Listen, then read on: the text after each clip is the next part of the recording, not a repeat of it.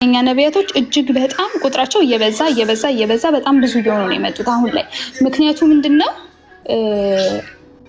ፍላጎቱ ስላለ ነው። አቅራቦቱ እንዲኖር መጀመሪያ ፍላጎቱ አለ።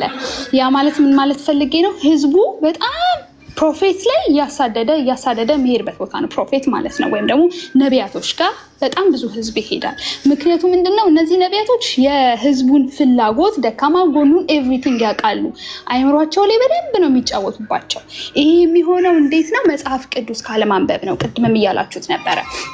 መጽሐፍ ቅዱስ ካለማንበብ የሚመጣ ነው። ምክንያቱም መጽሐፍ ቅዱስ ሞር ባነበብን ቁጥር ከእግዚአብሔር ቃል ጋር በጣም ኢንካውንተር ባደረግን ቁጥር መንፈሳችን የማይመረመር ነው፣ ይልቁኑ ይመረምራል። ከየትኛው መንፈስ ተነስቶ ከእግዚአብሔር መንፈስ ነው ወይ የሚለው ማወቅ እንችላለን ማለት ነው። እነዚህ ሐሰተኛ ነቢያቶች ፍሬያቸው ያስታውቃል በደንብ ማለት ነው። የሚገርማችሁ ብዙ ጊዜ ማኒፌስት የሚያደርጉት በምንድን ነው? ባይ ዘ ዌይ በዚች ምድር ላይ የሚኖረው ወይም ደግሞ ያለ ነው የጨለማ አሰራር ምናምን ያለ ነው። ይቅርታ አድርጉልኝ። ያለ ነው። ስለዚህ ይህንን የጨለማ አሰራር እራሳቸው ምክንያቱም መጽሐፍ እንደሚናገረው በጊንጥና እባቡን ትረግጡት ዘንድ በጠላት ኃይል ላይ ሁሉ ስልጣንን ሰጠዋችሁ አይደለም የሚለው መጽሐፍ እንደሚናገር። ስለዚህ መተት ሊሆን ይችላል፣ ድግምት ሊሆን ይችላል፣ ሟርተኞች ሊኖሩ ይችላል። እኔ ግን እግዚአብሔር በሰጠኝ በልጅነት መብት ወይም ደግሞ እግዚአብሔር በሰጠኝ በልጅነት ስልጣን በስሙ ማፍረስ እችላለሁ ቤቴ። ስለዚህ ይህንን ነገር ገለውባቸዋል እየሩጡ ትንሽዬ ነገር ይሁኑ እየሩጡ ነቢያት ጋር። ከዛ እነዚህ ሰዎች ምንድነው ኦኬ ይሄ ችግር አለ፣ ይሄ ፍርሃት አለ ምህመናኑ ጋር ይሄ ችግር ስላለ ይሄንን መንገድ ወደ ቢዝነስ እንቀይረው ነው ጨዋታው፣ የነሱ ጨዋታ። ኤኒዌይ ግን እኔ አሁንም ቢሆን በጣም ነው ማዝነው፣ በእውነት በጣም አዝናለሁ። እኔ እግዚአብሔርን ቃል ፍለጋ ቸርች ልሄድ እችላለሁ። እኔ እግዚአብሔርን እጅ ፍለጋ ግን ቸርች አልሄድም። እግዚአብሔር ካዳነኝ ብዬ ቸርች አልሄድም። እግዚአብሔር ቤት ከሰጠኝ፣ እግዚአብሔር ብር ከሰጠኝ ተብሎ ቸርች አይኬድም። እግዚአብሔር ህልውናው ተፈልጎ ነው የሚኬድ አምላካችን ነው። መገኘቱን ፈልጌ ልሄድ እችላለሁ።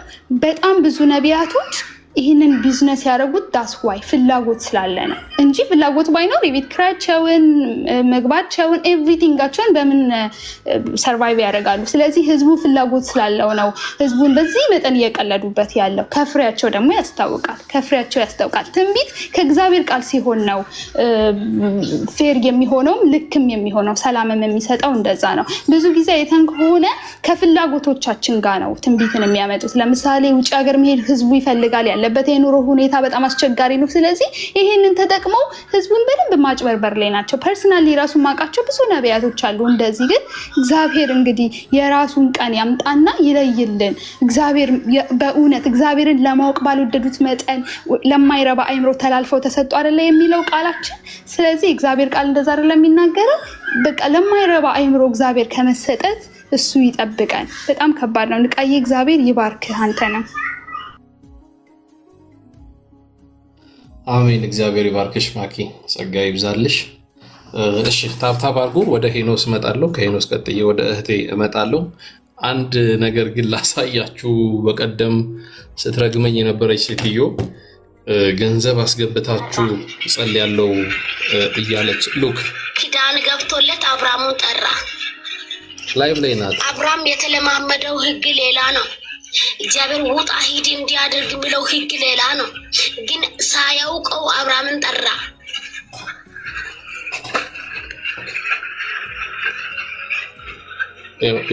ልትቦለክ ነው፣ በቃ ልትቦልከኝ ነው። ታየ የኔ ሎጎ ማለት ነው እዛ ላይ።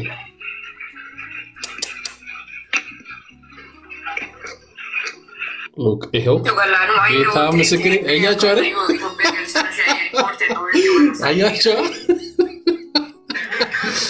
አያችሁ እየነገርኳችሁ ተቦለኩኝ። ስገባ ይሄ ንቂ በሚለው ከላይ ያሳየለን ወዲያው ነው ቦለከችኝ። ይመቻት። ኤኒዌይስ እሺ ሄኖስ ወደ አንተ ልምጣ። ሰላም ለእናንተ ይሁን። ገስት ላይ ያላችሁ ማኪ ወንድሜ፣ አቤኔዘር ፋሲላድ ነው ህይወት በኤፍዬ ፒኒኤል፣ ሁላችሁንም ንቃዬ ሰላም ብያለሁ። ከታችም ያላችሁ ወገኖች አቤልን ብታስገባው ጥሩ ነው። ንቃዬ ምናልባት እኔ ከተናገርኩ በኋላ ወርድለታለሁኝና ከታች ብዙ እየጻፈ ነው አቤል ፕሮፌታ ነብይ አቤል የሚለውና እነሱ እኮ ጥናታቸው እኮ እግዚአብሔር ምን ይናገረኛል፣ ምን ትላለህ ለጉባኤው ለህዝቡ ምን ትላለህ ብለው ሳይሆን ለአገልግሎት የሚወጡት ህዝቡ ምን ይፈልጋል፣ በምን አቅጣጫ ብንሄድ ነው ህዝቡ ኪስ ውስጥ የምንገባው፣ የህዝቡን ልብ በምንድን ነው ልንሰርቀው የምንችለው፣ የህዝቡን ፍላጎት ነው የሚያጠኑት፣ የህዝቡን መሻት ነው የሚያጠኑት። አብዛኛው እዛ የሚሰበሰበው ብሶተኛ ነው የተሰበሰበው። ብሶተኛ የተሰበሰበው ህዝብ አይኑን እግዚአብሔር ገልጦለት ቢያይ የሚያገለግለው አገልጋይ ከነሱ የበለጠ ብሶተኛ ነው፣ የባሰ ብሶተኛ ነው። ከእግዚአብሔር ጋር ተጣልቶ የሚኖር ህሊናው የደነዘዘ በጎ ህሊና የሌለው ነፃ የወጣ ህሊና የሌለው አገልጋይ ነው የሚቆመው። እና ምንድነው የሚፈልገው ህዝቡ? ይሄ ብቻ እኮ አይደለም። ዝማሬ ራሱ የሚዘመር ዝማሬ ትኩረት አርግታችሁ ካያችሁት በምንድነው ህዝቡን ማስጨፍረው? በምንድነው ህዝቡን ጣሪያ ላይ ማስወጣው? በምንድነው ወንበር ማሰብረው ብለው አስበው ነው የሚወጡት ዘማሪዎች። የሆነ ዝማሬ ታስታውሳላችሁ? ንቃዬ እንትን የሚል ላከኝ ላከኝ ላከኝ የሚል ወደ አሜሪካ ላከኝ ወደ ካናዳ ላከኝ ምናምን የሚል መዝሙር እና ፌዘኝነት የበዛበት መዝሙርና እኔ የህግ አካል ወዴት ነው ያለው? ህገወጥ ቪዛ አመታለው ብሎ እንደዚህ በድፍረት መድረክ ላይ እንደዚህ አይነት ነገር ሲያደርግ የህግ አካል በየአካባቢው ያሉ የህግ አካላቶች ምንድነው ይሄንን አይተው ይሄን ሰውዬ ካልጠየቁ እዚህ ሰውዬ ላይ እርምጃ ካልወሰዱ የሚመታው ላው ላይ የሚመታው ምንድነው? የራሱን ቲተር ነው የሚመታው ወይንም ደግሞ ምንድነው የሚመታላቸው? አሁን ማህተቡ የሚመታው ነገር ምንድነው? ላው ላይ ያለው ነገርና ህዝቡ ደንዝዟል። ህዝቡን እግዚአብሔር ያንቃ። የህዝቡን አይን እግዚአብሔር ይክፈት፣ አይኑን ይክፈት እግዚአብሔርና እነዚህ ናቸው እንግዲህ አሁን በካውንስል ፍቃድ ተሰጥቷቸው ህዝብ አለኝ ብለው በየአመቱ እየሄዱ የሚያድሱ ሪፖርት የሚያደርጉ እነዚህ ናቸው። ህዝቡን እግዚአብሔርን መምሰል ሳይሆን የሚያስተምሩት። ጠንከር ያለ እግዚአብሔርን መምሰል ብታስተምሩት የሚያስተምር አስተማሪ ቢገኝ እዛ ቢጋበዝ በሁለተኛው መድረክ አይሰጡትም። ለነሱ አገልግሎት አፕታይት የሚከፍት ፕሮግራም መሪ ነው የሚያደርጉት። ለነሱ አገልግሎት አፕታይት የሚከፍት ዘማሪ ነው የሚያደርጉት።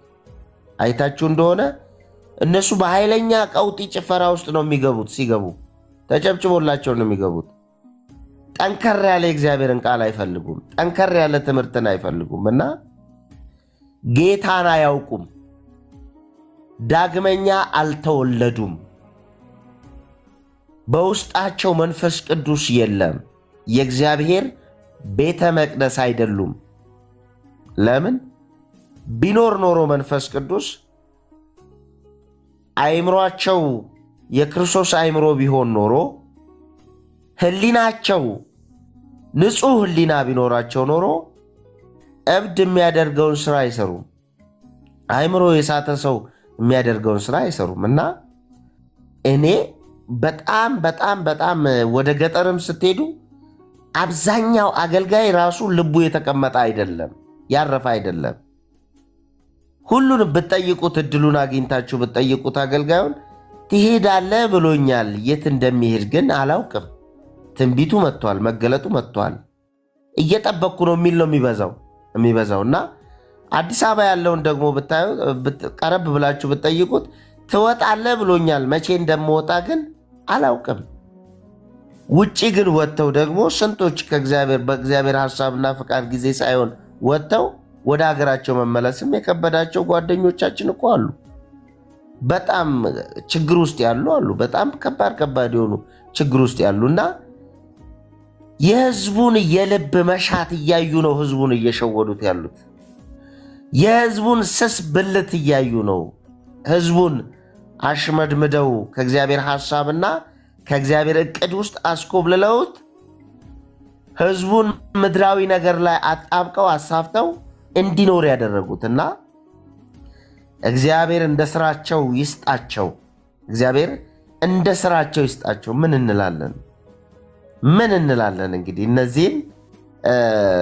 እነዚህ እዚህ ጋራ ዘይት አፍስሰው እዚህ ጋራ ብዙ ነገር አድርገው የሚሸኟቸው ናቸው። እንደገና ደግሞ ገጠር ውስጥ ሄደው ቤት ለቤት ጓዳ ለጓዳ ብዙ ስራ የሚሰሩት ብዙ ነገር የሚያደርጉትና እግዚአብሔርን ለመምሰል ህዝቡ ራሱን እንዲያስለምድ አያስተምሩትም፣ መስመር አያስይዙትም። እና ይህንን ነው የምለው። ተባረኩልኝ። ንቃዬ አመሰግናለሁ ወንድሜ። ተባረክ። እግዚአብሔር አምላክ ይባርክ። ሄኖስ ታች ያላችሁም ተባረኩ። ሰላም ብያችኋለሁ። ሁላችሁንም ታች እያየው ነው። እነ ቴሌኮም አይቻችኋለሁ። ሰላም ይብዛላችሁ። ታብታብ አድርጉ። የገባችሁ ፕሮፌቶች እንኳን ደህና መጣችሁ ብያለሁ። ከላይ ፕሮፌት አለ፣ ፕሮፌት ጊፍት የሚል አለ፣ ከታች ደግሞ ፕሮፌት ዘኪዮስ። ሁላችሁንም ሰላም ብያለሁ። ለእናንተ እድል ሰጣለሁ። የገቡ ሰዎች ያወሩና ለእናንተ ደግሞ በደንብ እድል ሰጣለሁ። ከእናንተ ህይወት የምንማረው ነገር ካለ እንካፈላለን። ህይወቴን በእጁ የያዘው ኢየሱስ ነው። እህታችን ሰላም ላንቺ ይሁን። እንኳን ደህና መጣሽ። ሰላም ለእናንተ ይሁን። ሰላም ለአንተ ይሁን ወንድሜ ንቃ። ያው በብዙ ፎሎ አድርጋለሁ አይካለው፣ ግን ዛሬ እድል አግኝቻለሁ። እግዚአብሔር ይባረክ። ስለሰጠኝ እድል ደግሞ እጅግ አድርጌ አመሰግናለሁ። ተባረክ። ይሰማችኋል ድምጽ አይደል? አዎ ይሰማል። ያ ሁላችሁም እግዚአብሔር ይባርካችሁ። በዚህ ስፍራ ላይ ሐሳባችሁን የሰጣችሁ ቅድም ሲናገር የነበረው አንድ ወንድሜ ነበር። አይ ቲንክ ወርዷል መሰለኝ። ኤኒዌይ ሁላችሁም እግዚአብሔር ይባርካችሁ። እኔም እንደ አንድ ክርስቲያን በተለይ ከዓለም እንደመጣ ሰው ዓለምን በደንብ አድርጎ አይቶ በጌታ ተሸንፎ ወደ ጌታ እንደመጣ ሰው በጣም በብዙ ማዝንባቸው መናገር የምፈልጋቸው ሐሳቦች አሉኝ።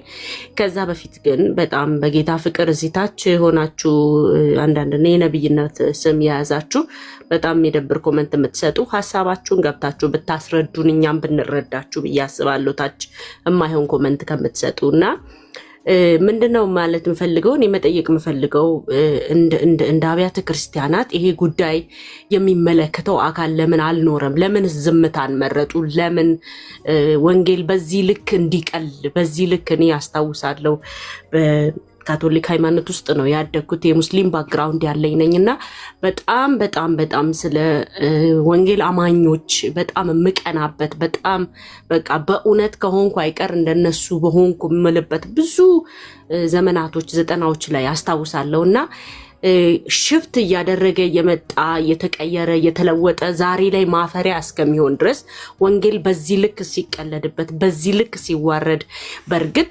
እግዚአብሔር ማንንም አያዋርደውም፣ ግን በሱ ስም የሚሰሩት ስራ ሌሎች ወደ ወንጌል እንዳይዞሩ። ምክንያቱም ወንጌል በዚህ ምድር ላይ የልጁ የኢየሱስ ክርስቶስ መልክ በዚህ ምድር ላይ ተገልጦ ሰዎች ወደ ጌታ ዘወር እንዲሉ ነው አይደለም እንዴ? ወንጌል ዋናው ፖይንቱ እሱ ነው አይደለም እንዴ? ሰዎች ወደ እግዚአብሔር እንዲመለከቱ ነው። ተአምራቶች ቢሆኑ ትንቢቶች ቢሆኑ እግዚአብሔር ካልታየበት የማያምኑት ወደ እግዚአብሔር ዘወር ካላሉበት ምንም እኮ ዋጋ የለውም። ምንም የምንሰራው ድራማ ምንም የሚፈጥረው ነገር የለምና አብዛኞቻችን እኔ ወደ ጌታ ስመጣ ትንቢት ሰምቻለሁ። በጣም የሚገራርሙ የእግዚአብሔር ሰዎች ምድራዊ ያልሆነ ግን ክርስቶስን እንዳይተጣብቄ እንድቀር በትንቢት የነገሩኝ አለ። እንደዚህም አይነት ነቢያቶች አሉ። እግዚአብሔር በትክክል የተጠቀመባቸው እኔ መዳኔ ከሞት አፋፍ እንኳን እግዚአብሔር ተናጥቆ ሲመልሰኝ በትንቢት ነግሮኝ ነው አሳይቶኝ ነውና ምን ለማለት ነው ፈልገው ለምን የወንጌል አማኙ በዚህ ልክ የክርስቶስ ስም ሲሰደብ በዚህ ልክ የትንቢት እግዚአብሔር ከሰጠ ለቤተ ክርስቲያን ከሰጠ ስጦታዎች አንዱ የሆነ የከበረው የትንቢትን ጸጋ በዚህ ልክ ሲያዋርዱት በዚህ ልክ መሰደቢያ ሲያደርጉት በዚህ ልክ ምድር ተኮር ቁሳቁስ ተኮር ይሄ በጌታ በኢየሱስም ሰው እንኳን አይደለም በክርስቶስ ኢየሱስ ዳግም ልደትን አግኝቶ ይቅርና በዓለምም ሆኖ የሚያገኘው ኮተት እኮ ነው አይደል እኛ በዚህ ልክ ወንጌልን ልናወርደው የሚገባን አልነበረምና ለምን ዝምታን መረጠ ለምን ዝምታን መረጡ የወንጌል አማኙ አምኖባቸው መርጧቸው ይወክሉናል ይቆሙልናል ይሟገቱልናል ብሎ ያስቀመጣቸው ለምን ዝምታን መረጡ በዚህ ልክ ለምን የሚሰማ እንዴት ጠፋ እንዴት አንድ የሚላቸው ለምን ጠፋ ለምን ሌላ ነገር ሲፈጠር ሆይ ብሎ እንደሚነሱት ለንግግር መግለጫ ለመስጠት እንደሚነሱት በዚህ ጉዳይ ላይ ለምን ዝምታን መረጡ ለምን ሌላ ጉዳይ ደግሞ ቅድም በጣም አንዱ ሲናገር ነበር ሚስቶቻቸውን ይፈቱ አረ ሚስቶቻቸውን በቤት አስቀምጠው በየመድረኩ ድራማ የሚሰሩት ፓስተር ተብዮች ነቢያት ብቻ አይደሉም ባይዘው ፓስተር ተብዮች ሐዋርያ ተብዮች ሚስቶቻቸው የነሱ ሽፋን ብቻ ሆነው እነሱ ግን ከጀርባ እጅግ በጣም አጸያፊ ነገር የሚሰሩ እንደዛ አይነት ስራ እንደሚሰሩ እየታወቀ ላይሰንስ ይሰጣቸዋል at the same time ደግሞ የሚያጠፉት ጥፋት ለምን ከበር እንዲደረግ ሆነ ለምን በዚህ ልክ እላለውና ይሄ የኔ ጥያቄ ብቻ አይደለም እርግጠኛ ነኝ የብዙዎቹ በክርስቶስ ኢየሱስ ዳግም ልደትን ያገኙት ወንድሞችና እህቶች ጥያቄ ነው ግን ይሄን ጥያቄያችንን ለማን ነው አቤት የሚባለው which means እግዚአብሔር በራሱ ጊዜ ጅራፉን ይዞ ካልተነሳ በስተቀር ግን እኔ ለካውንስልም ይሁን ለአብያተ ክርስቲያናትም ይሁን የወንጌል አማኙን እንወክላለን ለሚሉት ሁሉ ጥያቄ አለኝ ለምን ዝምታን መረጡ በዚህ ልክ የእግዚአብሔር ዋጋ የተከፈለበት ደም የተከፈለበት ወንጌል እንዲሲቀል አስታውሳለሁ እኔ ባደኩበት ስፍራ ላይ እኔ በኖርኩበት ስፍራ ላይ በዘጠናዎቹ አካባቢ ለተአማኝነት እንኳን ለእምነት እንኳን የፕሮቴስታንት ወይ ደግሞ የወንጌል አማኙ ነበር የሚፈልገው ዛሬ ላይ ግን እኔ ወደ ጌታ ከመጣው በኋላ ግን ደግሞ የታዘብኩት መስሪያ ቤትም ይሁን የትም ቦታ ላይ ሲሆን ወይ እነሱማ ውሸታሞች ናቸው እነሱማ አጭበርባሪዎች ናቸው እነሱኮ እንደዚህ ናቸው ለምን ተባለ ሲባል ከሚታየውና ከሚሰማው ነገር የተነሳ በዛው ልክ በጣም እግዚአብሔር የሚጠቀምባቸው በጣም ትልልቅ ምድር ተኮር ያልሆነ ከእግዚአብሔር ድምጽ የሆነ ሰምቶ የሚናገሩ ነቢያቶች አሉ ሐዋርያቶች አሉ ፓስተሮች አሉ ሁሉንም አይደለም ግን አሁን እንዳሸን የተፈለፈሉትን ይሄን ልበልና ልጨርስ አንድ ጊዜ ጌታን ተቀብዬ አገልግሎት ከጀመርኩ በኋላ ወደ አንድ ክልል ተጋብዤ ሄድኩኝና በጣም በእድሜም ትንሽም ስለነበርኩኝ መድረክም ሊሰጡኝ አልፈለጉም በጣም ትልልቅ በቃ ባለባበስም በፊዚካልም በጣም ትልልቅ የሆኑትን ብቻ አስቀድመው ለ15 ቀን ሄድኩትና ባለቀሳ በመጨረሻው ቀን ሊሰጡኝ እነሱ በቃ የሚሰሩትን ድራማ በቃ በጌታ ኢየሱስ ሆይ እኔ ከዓለም ነው የመጣሁትና ለኔ በጣም ከባድ ነበር ያ ጊዜና በጣም አለቀስኩኝ በቃ ወጥቼ መድረክ ላይ መጨረሻ ባለቀሳ ሲሰጡኝ ማገልገል አቃተኝ በቃ ውስጤ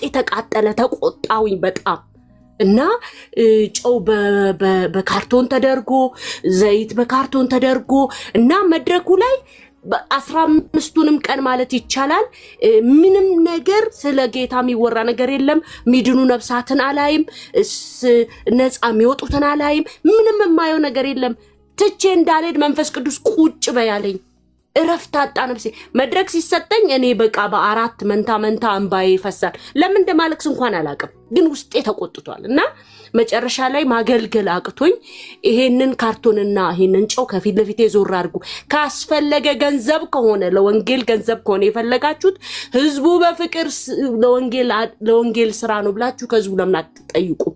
ካልቻላችሁ ለምን አታቆሙትም ብዬ መጨረሻ የትራንስፖርት እንኳን ሳይሰጡ ነው ከዛ ቦታ ጋር ያስወጡኝና ምን ለማለት ፈልጌ ነው በዚህ ልክ ሲወርድ ያያሉ ይሰማሉ ይገኛሉ አንዳንዶቹ ጋር እንደውም አብረው ሪቫን ይቆርጣሉ ግን ወንጌል በዚህ ልክ ሲነቀፍ በዚህ ልክ ለአማኙ እንቅፋት እስከሚኮን ድረስ ሲደረስ የት ናቸው?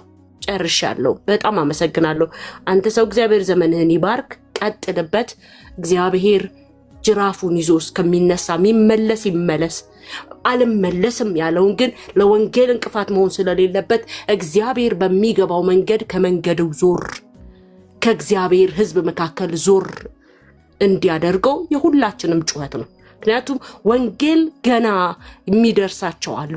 ገና ወንጌልን ሰምቶ ለመምጣት ዳር በቃ ምክንያት እየፈለጉ አሉ። ግን በዚህ ምክንያት ደግሞ እንዲሰናከሉ ስለማያስፈልግ እግዚአብሔር ለሚመለሱት የሚመለሱበትን ልብ ይስጣቸው። አንመለስም ብለው ግን ደግሞ ለወንጌል እንቅፋት የሚሆኑትን እግዚአብሔር ከመንገድ ዞር እንዲያደርጋቸው ኃጢአት አይደለም። ይሄ መጽሐፍ ቅዱሳዊ ነው። እግዚአብሔር ሲነሳ በፊቱ የሚቆም ማንም ስለሌለና እግዚአብሔር ይባርካችሁ። ሁላችሁም ጸጋ ይብዛላችሁ። ተባረኩ። እሺ ተባረኪ እህታችን። እግዚአብሔር አምላክ ጸጋውን ያብዛልሽ። ተባረኪ። እታች ሳታክቱ ታፕታፕ ኮፒ ሊንክ እያደረጋችሁ ያላችሁ ሰዎች እናንተም እግዚአብሔር ይባርካችሁ። ገስት ላይ ያላችሁትን ሰዎች ብቻ እድል ሰጥቼ እንጨርሳለን። አቤኔዘር መጨረሻ ላይ በደንብ ልሰጥህ ስላሰብኩ ነው። እሺ አንድ ቁጥርም ይጻፍክ ስለነበረ በመጨረሻ ላይ ያለ ገደብ የሚባል አለ። አሁን ያለ ገደብ የሚባል እንትን ማለት ነው ሰዓት እንደዛ ሰጣለሁ። ነቢያቶች ግን ገብታችሁ ላጥላጥ ብላችሁ ወጣችሁ። ምንድነው አልገባኝም። በተለይ ፕሮፌት ጊፍት ፈልጋለሁ ብያለሁ። ግባ ፕሮፌት ጊፍት ፈልጋለሁ። ነብይ አቤል የሚለው ነብይ አይደለም በእርግጠኝነት ፌክ አካውንት ወይ ምናምን እንደዛ ነው የሚሆነው። እየጸለይኩ ነው ምናምን እያለ ነው። ታዲያ ስልክ ይዘህ ታብታብ እያደረክ ኮመንት እየጻፍክ ነው የምትጸልየው? እንዴት ነው ነገሩ? ነብይ አይደለም ሲጀመር። እና የገባችሁ ነቢያቶች በፍቅር ነው በጨዋነት ነው የምናወራችሁ። ከዛ እንደ እግዚአብሔር ቃል ነው የምንናገረው። ስለዛ ግቡና ሐሳባችሁን ትናገራላችሁ። ሌላው በዚህ አጋጣሚ ልናገርና ለኤፋ እድል ልስጥ። እዚህ ቤት ላይ የገባችሁ ንቃ ፔጅ ላይ የገባችሁ ኔጋ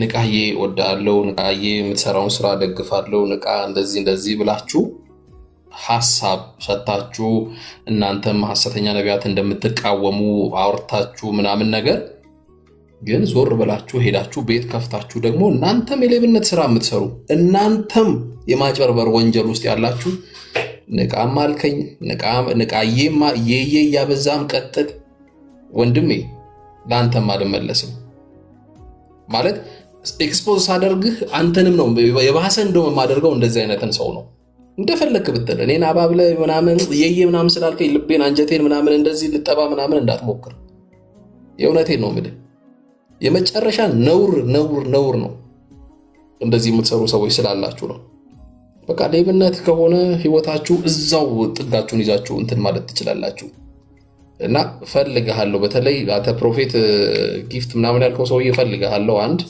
ሌሎቻችሁም እንደዚህ ካላችሁ ሌሎቻችሁም ሌላው እዚህ የምትቃወሙ ደግሞ በስተላይ የሚወጣችሁ ዋው ንቃ የምትሰራውን ስራ እግዚአብሔር ይባርክ ከጎንነን በርታ ቀጥል ሂድ ተንደርደር ምናምን የምትሉ ሰዎች ዞር ስል ግን በፌክ አካውንት ምናምን ሳያችሁ የሆነ እዚሁ ኤክስፖዝ ያደረግነውን ሐሰተኛ ነብይ ቤት በቃ ነፍሳችሁን አታውቁም አሜን ስትሉ ማለት ነው ልክ ነው ቀጥል ጎ ግፋ ምናምን የምትሉ ሰዎች አላችሁ ማንን ነው የምትሸውዱት ማንን ነው ምንድነው የምታገኙት እኔ ዋው እግዚአብሔር ይባርካችሁ በርቱ ምናምን አልኳችሁ አላልኳችሁ ራሳችሁን አታታልሉ ጸጋ የለም ነው እንደምትለኝ አንጠቀም ነው እንደምትለኝ ምናምን የምትሉ ሰዎች አላችሁ ምንድነው የምትጠቀመው ሲጀመር እንጠቀም የምትለው ውስጥ ምን አስገባ እዚህ ሐሰተኛ በእግዚአብሔር ቃል መዘነን ሐሰተኛ ሰው ልክ አይደለም ብለን በማጭበርበሩ ኤክስፖዝ ያደረግነው ቤት ገብታ እንዲህ የምትንቦጎቦጉ ማለት ነው እዛ ደግሞ የምትንቦጎቦጉ ከራሳችሁ ጋር ታረቁ መጀመሪያ ወደ እግዚአብሔር ቃል ተመለሱ መለስ በሉ ኦኬ መለስ በሉ ማለት ነው በጣም ያሳፍራል ድርጊታችሁና እኔ ነገርኳችሁ ወዳጅነት ምናምን ይሄ ወዳጅነት በእንደዚህ አይደለም። እውነትን ኮምፕሮማይዝ በማድረግ አይደለም ወዳጅነትም የምገልጸው። ስለዛ ሼም ልታስይዙኝ ምናምን እንዳትሞክሩ። ሼም የምታስይዙት እኮ የምታበሉትን የምታጠጡትን የሆነ ነገር የምትቆርጡለትን ሰው ነው። ገብቷችኋል? እንደው ሼም እንኳን ልታስይዙት ብትሞክሩ በጣም ነው ማስቀይማችሁ። የእውነት በጣም ነው የሚደብረኝ። በጣም የመጨረሻ ከወንበዴው በላይ የእናንተ ይከፋል። ከወንበዴው በላይ ማለት ነው። ሌላው እችን ተናግሬ ሊጨርሰው እንግዲህ በእርግማናችሁም በተለያየ ነገርም በስድባችሁም ይሄ ቃል በማውጣት ምናምን በጣም ሞከራችሁኝ። የመጀመሪያ ሰሞን እንደሞከራችሁት አይነት ደግሞ አሁን በሴቶች ምናምን በጣም እየሞከራችሁ ስለሆነ በዚሁ አጋጣሚ ልንገራችሁ። በተለይ ፐርፐዝሊ የምትመጡ ሰዎች፣ ፐርፐዝሊ እኔ ጋር የምትላቁ ሴቶች በጣም እንደማስቀይማችሁ እወቁ። የምትልኩልኝን ነገር ፊት ለፊት አሁን የእናንተን ለመለጠፍ አይገደኝም። ያን ላፊም አላወራም፣ ግን አጉል አይነት አመጣጥ ይገባኛል። በምን አይነት ሞቲቭ እንደምትመጡ ምናምን የሆነ ፎቶ ስትልኩ የሆነ ነገር ምናምን እንዳትልኩ ሲጀመር በቃ ተናግሬያለሁ ከዚህ በፊት። እኔ ጋር በእንደዚህ አይነት መልኩ እንዳትመጡ። በዚህ እናገኘዋለን ብላችሁ ከሆነ ተሳስታችኋል።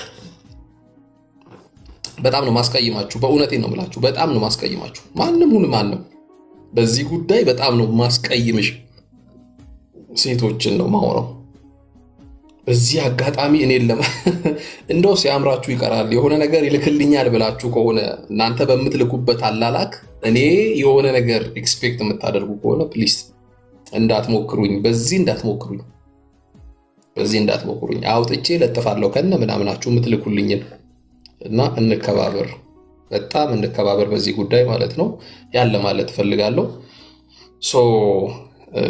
እዚህ ጋር ወጥቼ አንዳንድ ነገሮችን የሆነ ነገር እናገራለሁ። አንዳንዴ እንደው ስናገር ያችን ተንተረሳችሁ አመጣጣችሁ ግን ከማን እንደሆነ አውቃለሁ። ማን እንደሚልካችሁ ጭምር አንዳንዶቻችሁን ስለማቅ እና ብንከባበር ደስ ይለኛል። እኔ ጋር የእርቃን ፎቶ ምናምን ልከሽ እኔ እንድልክልሽ ኤክስፔክት የምታደርግ ከሆነ አውጥቼ ነው የምለጥፈው። ያንቺን ፎቶ እዚህ ጋር አውጥቼ ነው የምለጥፈው። እንደ ፋራ ትይኛለሽ እንጂ ማለት ነው። እኔን በዛ አታገኙኝም። ይቅርባችሁ። እንደውም ባለትዳር ነኝ። በቃሽ፣ ባለትዳር ነኝ። የልጆች አባት ነኝ። እረፉ። አትምጡ እኔ ጋር በእንደዚህ አይነት ነገር። እንዲህ አይነት ግንኙነትም የለኝም ከማንም ጋር። ስለዚህ አትረብሹ። በእንደዚህ አይነት ነገር አትምጡ። በጣም በጨዋነት እያወራኋችሁ ስለሆነ በጣም በጨዋነት ነው ማወራችሁ። አሁን የሆነ ሰዓት ግን እንዲህ ገንፈል ያለብኝ ቀን አውጥቼ ስለጥፍ እንዳትሸማቀቁ። ኦኬ? እና ስርዓታችሁን ያዙ። ተከበሩ። ኤፋ ወደ አንተ ልምጣ። እሺ ንቃዬ ሰላም ብያለሁ ሁላችሁንም ወንድሞቼ፣ ገስት ላይ ያላችሁ ከታችም ያላችሁ። በጣም የሚገርም ነገር ነው። በየጊዜው ብቻ የምናያቸው ነገሮች በጣም የሚያሳፍሩና ሁሌ በቃ አንገትም እንድንደፋ ጥለን እንድንጠፋም የሚያደርጉ ነገሮች ናቸውና እንግዲህ ምን ይባላል። በጣም ግን እኔ እንጃ ምን አይነት ሀሳብ እንደሆነ ያላቸው፣ ከምን አይነት ቤተሰብ ጋር እንደሚኖሩ፣ ምን አይነት ቤተሰብ እየመሩ እንዳለ፣ ልጆችም ትዳራቸው ምን አይነት እንደሆነ ለራሴ አንዳንዴ ግራ ይገባኛልና መቼም ያው መንፈሳዊነት ስርዓት መያዝ ነው፣ ዲሲፕሊን መሆን ነው፣ ከብዙ ከመጥፎ ነገሮች መታቀብ ነው። በተለይ ደግሞ ቤተሰብ እንዳለው ሰው ያው በተለይ በጣም በጨዋነት ለመገለጥ በጣም የምንጋደልበት ሁኔታ ነው ያለውና ለምን ኔሽን ለማትረፍ ከኋላ ያለውን ትውልድ ከኛ በተሻለ መንገድ እንዲሄድ ከኛ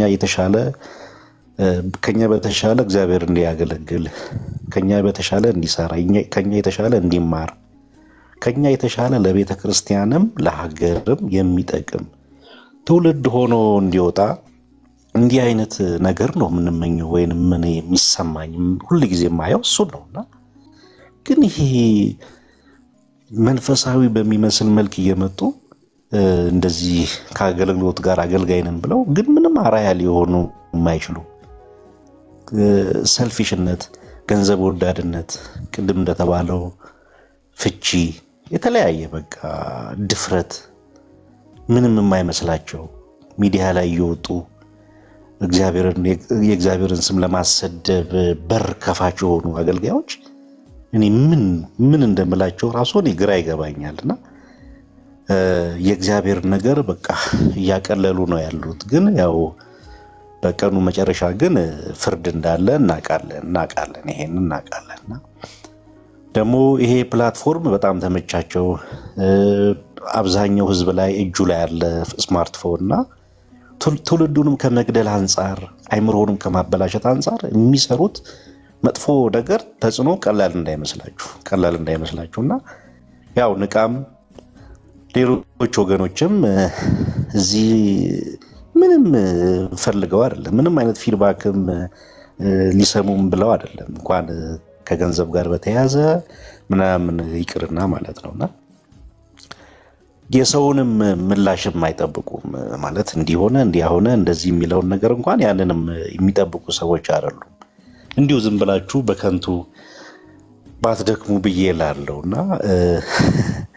መኖሪያችንም አይደለም ወይንም የማንም መኖሪያ አይደለም፣ የነቃም መኖሪያው አይደለም። በጣም ግን አሳፋሪዎች ናቸው፣ በእውነት በጣም አሳፋሪዎች ናቸው። በዚህ ደረጃ እውነትን ለምን ተናገሩ? እውነት ለምን ይገለጣል? የእግዚአብሔር ቃል እውነት ለምን ይገለጣል ብላችሁ ይሄን ለመሸፈን የምትሄዱበት ርቀት በራሱ በጣም የሚያሳፍርና የሚዘገንን ነገር ነው። እኔ እንግዲህ ከዚህ በፊት በጣም እስከዛሬ የደነገጥኩበት ድንጋጤው እስከዛሬ ያለቀቀኝ አንድ የሆነ አገልጋይ ነውና ወዴት አካባቢ ነው? ወደ እነዚህ ያሉበት ወደ ጎፋ የሚባል ሰፈር ነው። እኔ እዛ አካባቢ በስራ የሆነ ጊዜ ሄድ ነበርና ወደ ቄራ አካባቢ እና አንድ አገልጋይ ጋር ተገናኘን። ኦኬ በቃ እሺ ምሳ እንብላ ምናምን ብለን ገባን። ከዛ ስልኩን ከፍቶ አንድ ሲያገለግልበት የነበረውን ነገር ያሳየኛል። እኔ ዛኔ እንግዲህ እነ እስራኤል ዳንሳ ምናምን የተነሱበት ጊዜ ነው። ተነስተው በቃ ጥሩ በቃ ምንም አይነት ስለነሱ መጥፎ ነገር ያልተገለጠበት ጊዜ ነበርና ሃይላንድ ላይ ውሃውን ወደ ደም የቀየረበትን ምስክርነት ቪዲዮ ሲያሳየኝ እኔ እውነት መስሎኝ በጣም ሰርፕራይዝ ሆንኩ ማለት ነው። ዋው እንዴ! እና ደግሞ አያስታውቅም ነው ይሄ አሁን እንደተፎገሩት ዛም ሲደጋገሙት ይሄ እንዲህ ሸክሸክ እያደረጉት ነገር አይደለም። እና ደነግጬ እንደዚህ ሆነ ምናምን ስለው ልጁ ግን ምንም በቃ በረዶ ታውቃላችሁ፣ በረዶ እንኳን የሆነ አይነት ፊት ይታይበታል ሰውና እሱ ምንም በቃ ቅዝቅዝ የሆነና እንዴት እንደዚህ አይነት ስሜት ተሰማው ብዬ ነበረ። ለካ ያ ነገር ከጊዜ በኋላ ሃይላንድ ላይ በማስቲካ አድርገው እየለጠፉ ውሃ ወደ ደም ተቀየረ። ከዛ በኋላ ወደ ለስላሳ መጣ፣ ወደ ስፕራይት፣ ወደ ተለያየ ነገር መጣና ነገሩ ገባኝ። በኋላ ልጁም እንደዛ እንደ በረዶ የሆነበት ሁኔታ ገባኝ። እኔ ሰርፕራይዝ ሲሆን እሱ በቃ ተሸማቀቀ እንደውም ማለት ነው። እኔ በቅንነት ነው እንግዲህና ለዚህ ሁሉ በር ከፋቾቹ ትልልቆቹ ወንበዴዎች ናቸው፣ እነሱ ናቸው። ህዝቡን እንደዚህ ከስራቸው ያሉትን ሰዎች እንደፈለጉ እንዲለቀቁ ያደረጉት ባለ ቴሌቪዥኖቹ ናቸው። ያው እኛ ሁልጊዜም እያሰመርን የምናወራው ነገር ያው ህጋዊ እርምጃ እነሱ ላይ ይወሰዳል ብለን ሆፕ እናደርጋለን፣ ተስፋ እናደርጋለን፣ ካውንስልም ስላለ ማለት ነው። እና የነዛ ድፍረት ሌላ ደፋሪ አመጣ። አሁን እነዚህ ደግሞ እዚህ ጋር ያሉት ደግሞ ወጥተው ደግሞ እየደፈሩ ያሉት ሰዎች ሌላን ትውልድ ደግሞ እያበላሹ ነው ያሉት ማለት ነው። እነዚህ ነው አታስተካክሉ ወይንም አታርሙ ወይ አትናገሩ የምትሉት በጣም አስገራሚ ነገር ነው። እንዴ ማንም እኮ ግዴታ ኖሮበት ወይንም እንትን ብሎት ሳይሆን ውስጡ ላይ ያለ ቪዥን አለ ማንም ሰው ማለት ነውና ይሄን ነገር ልክ አይደለም፣ ድርጊታችሁ ልክ አይደለም፣ እንደዚህ ልክ አይደለም፣ ይሄ ነገር ልክ አይደለም፣ አካሄዳችሁ ልክ አይደለም። እንደ እግዚአብሔር ቃል ሰውን መሞገት ቻሌንጅ ማድረግ ጤናማነት ነው። በተረፈ ግን የጸጋ ስጦታን አለመቀበል፣ ነብይ አለመቀበል የነሱን ኦፊስ የነሱን የጸጋ ስጦታ የማጣጣል አጀንዳ አይደለም የተያዘውና በጣም ልታውቁ የሚገባው ነገር እሱን ነው። እንደ እግዚአብሔር ቃል የሚሄዱበት አካሄድ ልክ አይደለም። ትውልድ እያበላሻችሁ ነው። ብዙ የሚሰማችሁ የሚያያችሁ ሰዎች አሉ። የሁሉም የትምህርት ደረጃ ባክግራውንዱ ይለያያል። እውነት ይመስለዋል። ከዛዝ ከሆነ ዓመታት በኋላ የሆነ አይነት ቅርጽ ያለው የማይታወቅ መጽሐፍ ቅዱስ እንግዳ የሆነበት ሃይማኖት ይመጣል ማለት ነው እና ፋይት እያደረጉ እያጠለሹት ያሉት ንጹህ የእግዚአብሔር ልጅ የሞተበትን ወንጌል ነው እያበላሹ ያሉትና ይሄ ለምን ሆነ ብሎ የማይል መንፈስ ቅዱስ አለኝ ብሎ የሚያስብ ሰው ካለ ሶስት ስለመኖሩን ይጠራጠራሉ። ምክንያቱም ማንም ሰው ሊቆጭበት ይገባል ብዬ ነው የማስበው። ይሄ ነገር ልክ አይደለም፣ ጸሎት ሊጸለይል ነው፣ ገንዘብ አምጣ እንትና አምጣ፣ የሆነ 1000 ብር ዝራ፣ እንደዚህ በል፣ ገስታ ውስጥ ግባ፣ ምንም እኮ አትሆኑም። ምንም ማለት ገስታ ውስጥ ተገብቶ ወይንም ዘይት ተለቅልቆ ምናመጣው ምንም የለም ማለት የፈለገ ነገር ይሁን በቃ እስኪ ብንሞት እኮ ነው። ሌላ ምን እንሆናለን? ከሞትን እንሙታ፣ ወደ እግዚአብሔር ነው የምንሄደው፣ ወደ ጌታ ነው የምንሄደውና የባሰው ነገር እኮ በቃ ሞት ነው አይደል? እስከ መጨረሻ ያለው ነገር በቃ ከባድና በቃ የመጨረሻ የሚባለው ሞት ስለሆነ ማለት ነው። እግዚአብሔር ደግሞ በእርሱ የሚታመኑትን ያውቃልና በእንዲህ አይነት ወንበዴዎች እጅ እንዴት ትወድቃላችሁ? በተለይ ማንበብ መጻፍ የምትችሉ ሰዎች እስኪ ጎግል አድርጉ። እስኪ እውነቱ ምንድን ነው? የትኛው ነው እውነት? ስለ ጸጋ ስጦታዎች ችብቻባ እኮ እኛ መነጋገርም ያለብን ጉዳይ አይደለም። ራሳችሁን ፈትሹ። በተለያየ መንገድ እውቀታችሁን እዩት፣ ቼክ አድርጉ እና በጣም ነውር ነው በዚህ ሌቭል እኛ ጋር እዚህ ጋር መተን እንደው ስለ ሌላ ነገር ማውራት ሲገባን እንዲህ ታረጋላችሁ። እንዲህ አይነት አድራጊዎችን የምታበረታቱ ሰዎች፣ እነዚህን ሰዎች ከጀርባ ሰፖርት የምታደርጉ ቅድም እንደተባለው እዚህ ቤት ላይ እንትን ብለናቸው ከዛ በኋላ እዛ እነሱ ጋር ገብታችሁ ደግሞ ሌላ ወሬ ሌላ ተአምር የምታወሩ ሰዎች እኔ በጣም ነው የምሸማቀቀው። እኔ ይከብደኛል ከዛ በኋላ እዛ ሰው ጋር ሄዶ እንደዚህም ለማለት፣ ምክንያቱም መቀየሩ ምን ስለማላምንበት ማለት ነው። ትክክለኛ መቀየር ነው ብዬ አላምንምና እግዚአብሔርን ፍሩ እባካችሁ። ጌታ ኢየሱስ የሞተለትን አጀንዳ የሚያስቀይሩ ሰዎች ደጋፊና ረጂዎች አትሆኑ። ይሄ መርገም ነው የሚያመጣባችሁ፣ ለትውልድ መርገም ነው የሚያመጣባችሁ። በኋላ ማጣፊያው ነው የሚያጥራችሁ። መንፈሳዊ ለምጥ የሚባለው ነገር ያገኛችኋል ብዬ አምናለሁ እኔና በተቻለ መጠን እውነትን መደገፍ፣ ከእውነት ጋር አብሮ መሄድ። ሁሉ ነገር ፐርፌክት ነው ማለት ላይሆን ይችላል። ስተትም ካለ እያረማችሁ፣ አንዳንዶች ልታርሙ ሲገባችሁ ትልልቅ ሰዎች ሆናችሁ ግን በጣም ዘቅታችሁ የታያችሁ ሰዎች አላችሁ። በጣም በቃ ስማችሁ ይነሳል በማይባል ነገር ውስጥ ተነስታችሁ ታች የተገኛችሁ ትልልቅ መካሪ የነበራችሁ ሰዎችና እግዚአብሔርን ፍሩ። በተቻላችሁ መጠን እግዚአብሔር በሰጣችሁ ስፔስ የእሱን ፈቃድ ለማድረግ ተመኙ፣ ደግሞ ሞክሩ። እግዚአብሔር ጽድቅን የሚራቡና የሚጠሙ ናቸው ይጠግባሉ የተባሉት። ጽድቅን ማንራብና ማንጠማ ከሆነ ግን ዋጋ መክፈል ካለብንም እኮ መሰደብም የተለያየ ነገር ደርስብን የሚገባው ጽድቅን ከመራብና ከመጠማት ካለን ፍላጎት የሚመጣብን ቻሌንጅ ይሻላል ብዬ አምናለሁ። ንቃ። ጌታ ይባርክህ። አመሰግናለሁ። ይፋ ተባረክ። እግዚአብሔር ይባርክ። ተባረክ። እንቀጥላለን። ጵኒኤል ሰላም በለን። ወደ አንተ ልምጣ።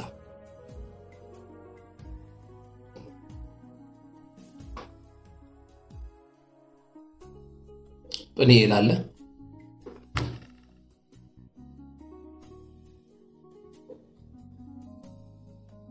ይሰማል? አዎ አሁን ትሰማለህ። ኦኬ። ድሉን ስላገኘው በጣም ደስ ብሎኛል። ምናልባት በዚህ መካከል ያላችሁ ወንድሞች እናቶች እጅግ በጣም በእውቀት ከኔ ይልቅ በብዙ የተካናችሁ እንደመሆናችሁ በእናንተ መካከል ገብቼ ንግግር እንዳደርግ እድሉን ስላመቻቸህልኝ ንቃ ጌታ ዘመንህን ይባርክ። I'm so delightful to be here። በጣም ደስ ብሎኛል። ጌታ ዘመናችሁን ይባርክና ያነሳንበት ያለነው ኢሹ በጣም አሁን ላይ በጣም አንገብጋቢ የምንለው ጉዳይ ነው እና በእነዚህ ነገሮች ላይ መወያየታችን እጅግ በጣም አሁን ላይ ላለንበት ችግሮች የመፍትሄ አካልም ይሆናል ብዬ አምናለሁ።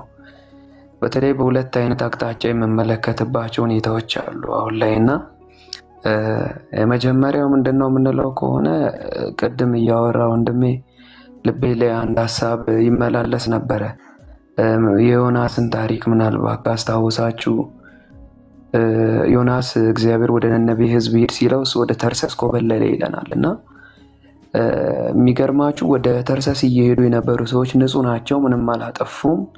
ነገር ግን የዮናስ መሳሳትና የዮናስ ትክክለኛ አለመሆን ንጹህ ሰዎች በመርከብ ውስጥ እንዲናወጡና እንዲታወቁ አድርጓል። እና በጣም የሚገርማችሁ ችግሩን ፈጣሪ ዮናስ ነው፣ የችግሩም መፍትሄ ዮናስ ነበር። እና ይህን በምናገርበት ሰዓት ላይ በጣም በአንክሮ እንድታተኩሩ ስለምፈልግ ነው ይህን ምነግራችሁ። እና እያንዳንዳችን እንደ አማኝ ወይም የክርስቶስ ተከታይ ምን አይነት ምላሽ እየሰጠናን ያለ ነው አሁን ላይ? ምናልባት አሁን ይህን በምልበት ሰዓት ላይ አንበሳ መሆን እየቻለን ያለንበት ሁኔታ አሁን ልክ በዚህ አሁን በቴሌግራም እንደምናወራው አይነት ነገር ላይ በጣም ጃይንት ሆነን በጣም ማውራት የምንችል በጣም ጀግና ሆነን ምናምን ልንታይ እንችላለን። ግን ከዛ ባለፈ ደግሞ በስተውጭ ባሉ እንደነዚህ ያሉ ወዳጆችን እንደነዚህ ያሉ ትክክለኛ ያልሆኑ አስተምሮ የሚንቀሳቀሱትን አካል እንዴት ነው በነቂስ እየተዋጋንን ያለ ነው? ወይ በነቂስ እነዚህን ሀሳባቸውን አንቀበልም ብለን ወይም በነቂስ የእግዚአብሔር ሀሳብ እንዲሳለጥ አክሰሲቢሊቲን ፋሲሊቴት እያደረግን ነው የሚለውን ነገር እንድታስቡ እፈልጋለሁ።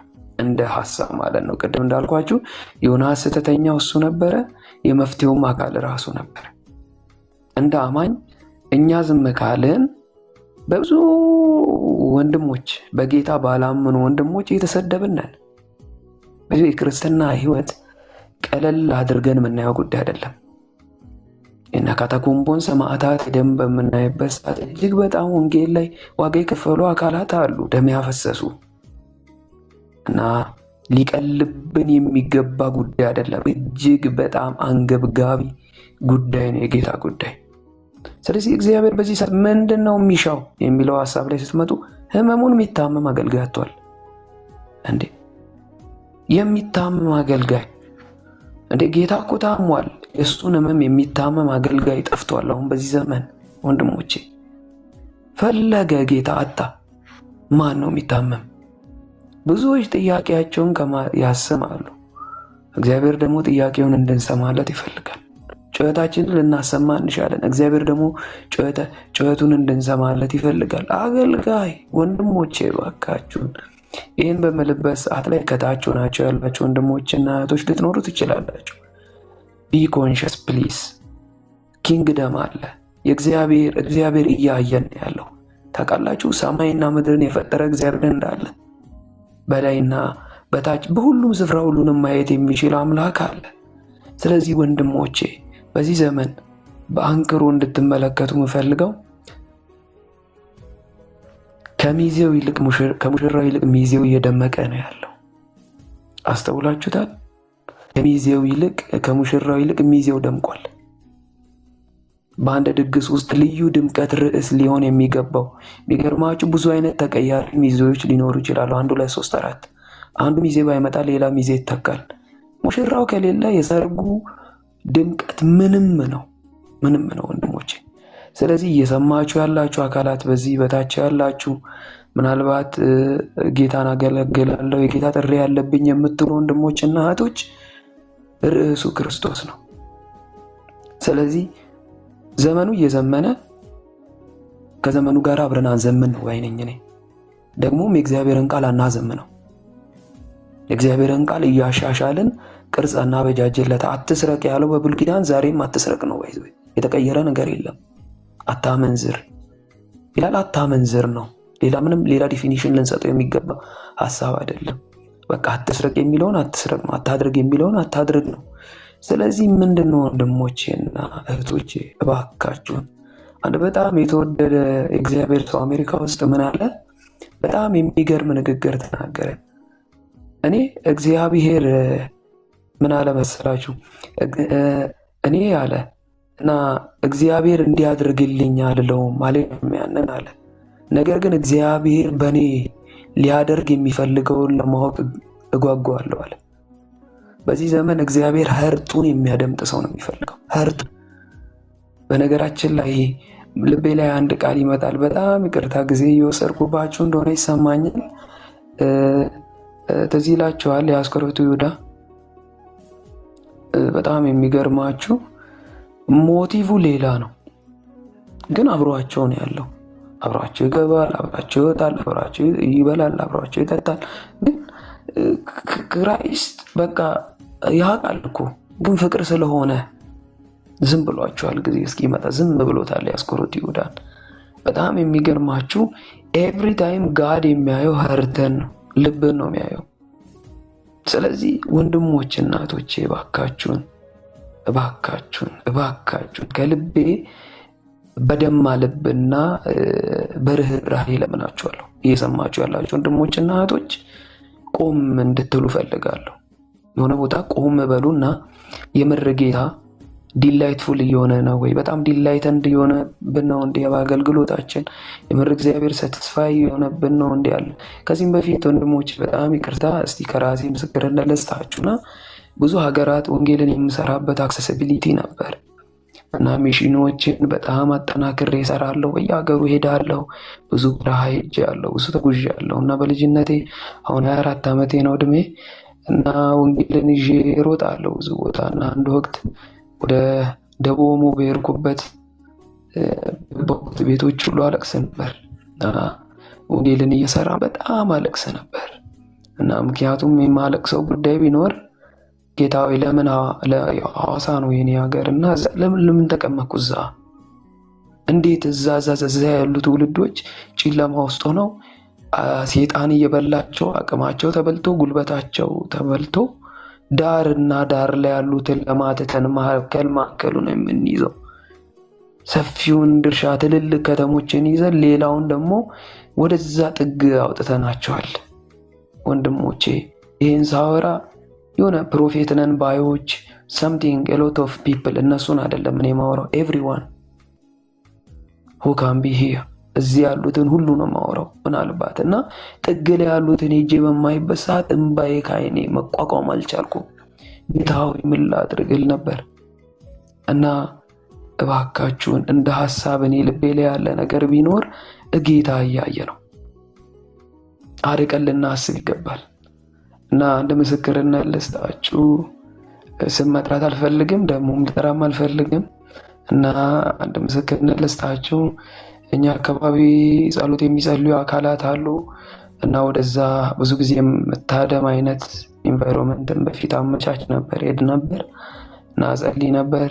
እንደ አጋጣሚ ብቻዬን መሆን ፈልጋለሁ፣ መቆየት ፈልጋለሁ፣ ያው ሜዲቴት ማድረግ ስለምፈልግና አንዲትን እህት ታውቄ ነበር። እንደ አጋጣሚ ሰላም ብላኝ ተግባባኋት። የሆሳዕና ልጅ ናት፣ በጣም ደስ የሚል ልብ አላት እና ስለ ላይፏ ነገረችኝ እና እዚህ እንደመጣች ነገረችኝ እና ልክ ቁጭ ብዬ ያለ ምን አለችኝ እያለ አንድ አገልጋይ መጣና ምን ይላታል፣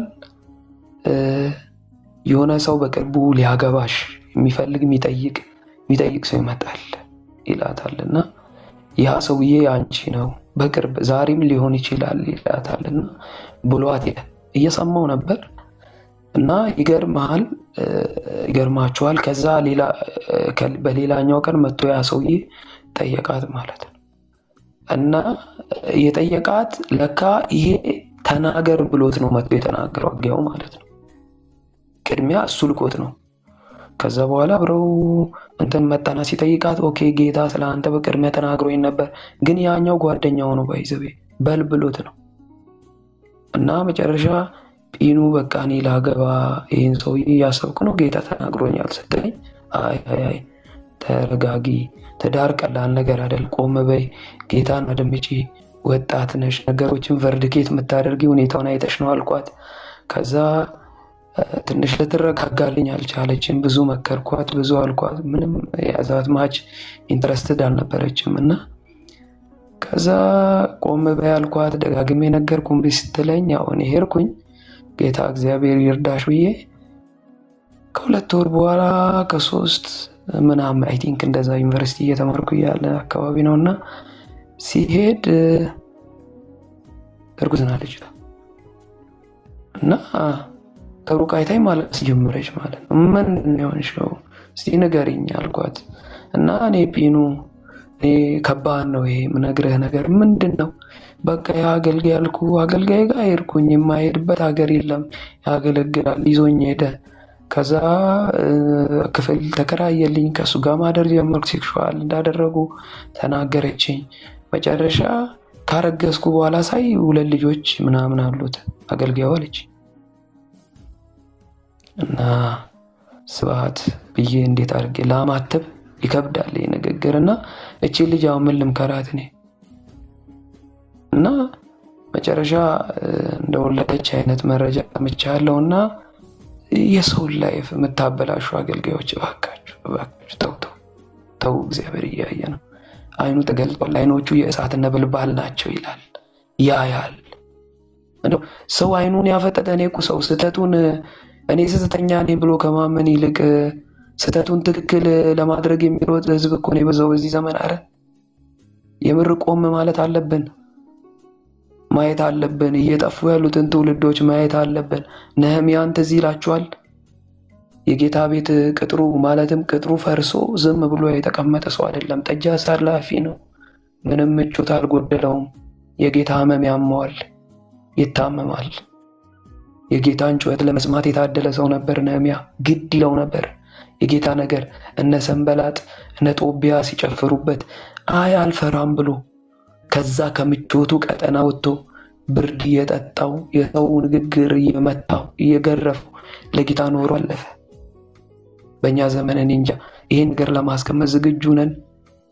አቤት ወንድሞቼ እባካችሁን ባይበላ ይቀር እባካችሁ። እየወደቁ እየጠፉ ያሉ ወንድሞች እህቶች አሉ፣ ዓለም የገቡ አሉ። ወንጌል ሰብኬ ነግሬያቸው አንመለስም ያሉ አሉ። እኔ ጋር ምስክርነት ሰጣችኋለሁ፣ መረጃ ከፈለጋችሁ። ብዙ የጠፉ አሉ በእንደዚህ አይነት አገልጋይ በሆኑ ሰዎች። ስለዚህ እባካችሁ ቆም በሉ፣ ራሳችሁን ተመልከቱ፣ የት እንዳላችሁ እዩ። እግዚአብሔር ዛሬ እችን እድል ሰጥቷችኋል። ነገ ምን እንደሚፈጠር ነገ ምን እንደሚሆን አይታወቅም። እግዚአብሔር በሰጣችሁ ዘመን በዚህ ለእግዚአብሔር ትክክለኛውን አገልግሎት ኩልል ያለ አገልግሎት አገልግሉና አለፉ። ከዚህ ያለፈ ግን ከሆነ ነገ ከተጠያቂነት አንድነምና እባካችሁ ራሳችሁን እንድትመለከቱና ከእግዚአብሔር ጋር ያላችሁን ቁመና ያላችሁ ኢንተግሬሽን ማስተካከል ሞክሩ። አንድ ጸሐፊ እንዲህ ያለ ይባላል። ምናልባት ይህን በምናገርበት ሰዓት አበዛ አትበሉኝ፣ በጣም ይቅርታ። አንድ ጸሐፊ የተናገረው ንግግር ይገርመኛል እና ምን ይላል? የአፍ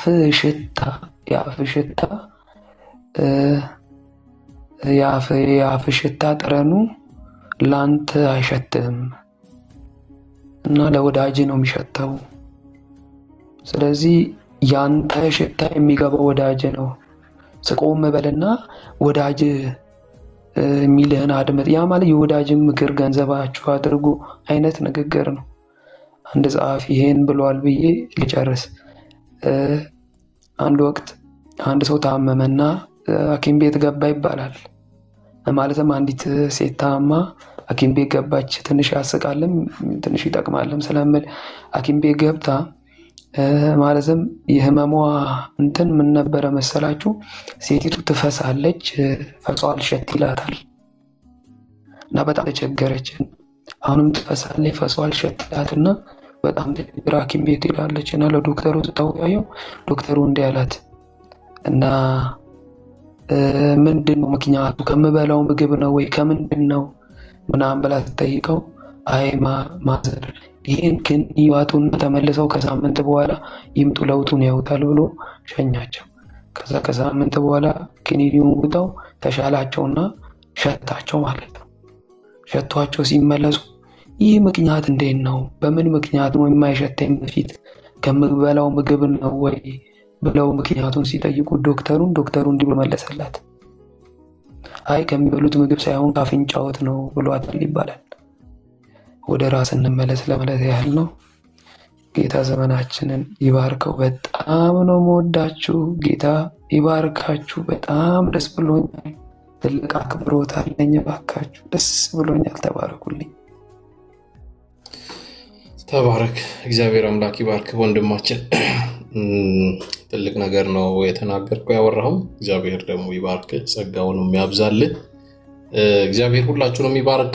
የመጨረሻውን ሐሳብ ለአቤኔዘር እሰጠዋለሁ። አለ አቤኔዘር? እሺ፣ ለአንተ የመጨረሻውን ሐሳብ እሰጥሃለሁ። ተባረክ። እሺ፣ ተባረክ ልጋይ። መጀመሪያ አንድ ቁጥር የጻፍኩት በወቅቱ ይሄ እርግማን እናቃጥላለን በሚል ስትናገር በነበረ ጊዜ ነው።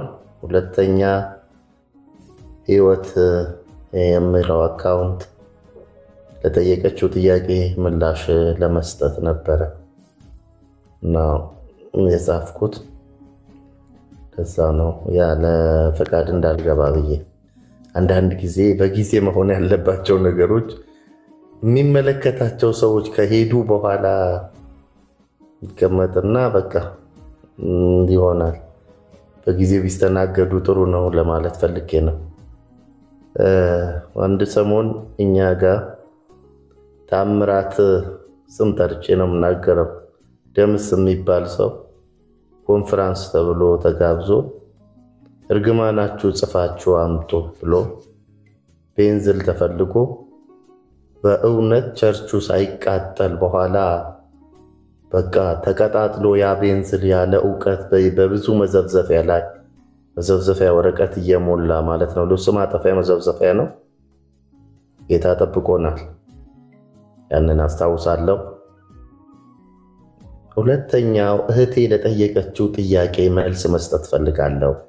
ለምንድነው ትልልቆች ዝም ያሉት?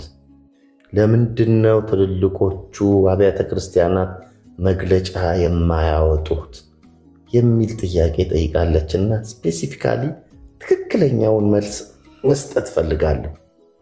እውነቱን መናገር ስላለብን እኛ እየተቃወምን ያለነው ተቀርጸው ክርፋታቸው ወጥቶ አደባባይ በዚህ በቲክቶክ ላይ በፎቶ ያየናቸውን ነው። ነገር ግን እህቴ ሆይ በትልልቆቹ ቸርች ውስጥ ሐሰተኞች አሉ። ሐሰተኞች ቤተክርስቲያን የሚመሩ በ2 ዓመት ወይም 3 ዓመት ሽምግልና ስለሆነ ተጋይሮ የሚመራው የእግዚአብሔር ቃል ደህንነት በቅጡ ያልተማሩ ሽማግሌ ተብለው ለመሪነት የሚታጩ ሰዎች አሉ። እነኛ ሰዎች የሐሰተኞች ነቢያት ኢንኩቤተሮች ናቸው። ይፈለፍላሉ። ሚስቶቻቸው፣ ልጆቻቸው እዛ ናቸው። አንዳንዶች ሐሰተኛ ነቢያት የፓስተር ሚስቶች ናቸው። በባሎቻቸው ይሸፈናል።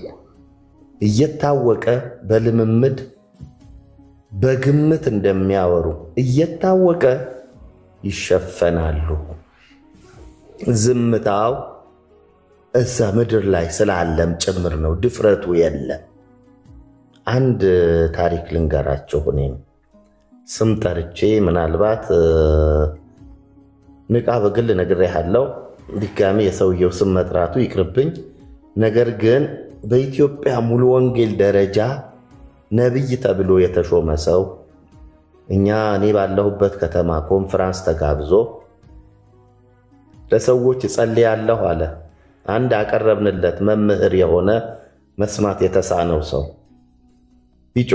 ቢጮህበት ምንም አልናገር ሲል ወገኖቼ የሱ ጆሮ ድፍን ነው አለ። በጌታ ፊት ነው የምነግራችሁ። ይህ ባለበት ሁኔታ ተመልሶ አዲስ አበባ ሲሄድ ግን ምን ብሎ ያወራል? ይሄ ሰው ሚዲያ ላይ አለ። ምን ብሎ ያወራል? እኔ ባገለገልኩበት ኮንፈረንስ ተጋብዤ ሳገለግል ደንቆሮች መጥተው ጆሮ ተከፍቶ የደንቆሮ ትምህርት ቤት ነበር። ተማሪዎች ሁሉ ሰምተው የደንቆሮ ትምህርት ቤቱ ተዘጋ። በዚህ ምክንያት ፖሊስ እኔ ሊገለኝ ሲል አምልጬ መጣሁ ብሎ በአንደበቱ ነው የተናገረው። የዚህ ያህል ደፋሮች ናቸው። ግን በኢትዮጵያ ሙሉ ወንጌል ነቢይ ተብሎ የተሾመ ሰው የተሾሙትም ጤነኞች አይደሉም። የሾሟቸው ሰዎችም እውቀታቸው ሁሉም አይደለም፣